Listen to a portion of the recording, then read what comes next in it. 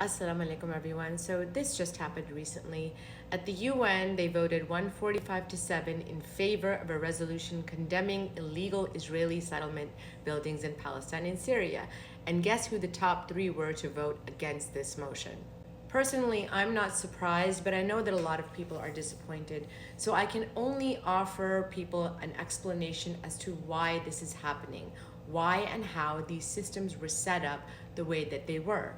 Because at this point, the colonial agenda is literally in our faces. They do not care if the whole world is protesting. These people are going to do what they're going to do, and they're doing it right in front of our faces. I'm especially going to direct this video to non-Muslims because as Muslims, we have a little bit of inside information as to why these systems were set up the way that they were.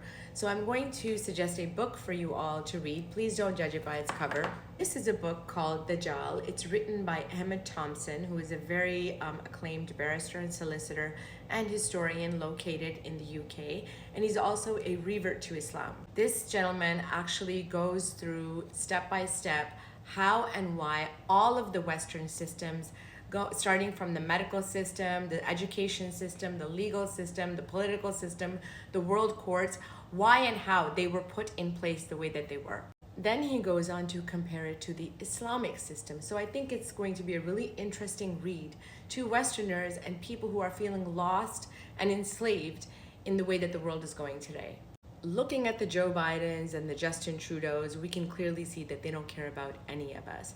And so my advice to everyone watching is whatever these leaders tell you to believe, believe the opposite. As a Muslim woman born and raised in the West, I can't remember a time where Muslims or Islam was presented in a positive light.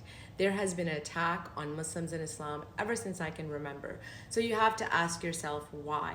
And I think it's about time that people unlearn the indoctrination that they've been subjected to through the Western media and kind of take a step back and learn to research and learn about Islam with an open mind and heart.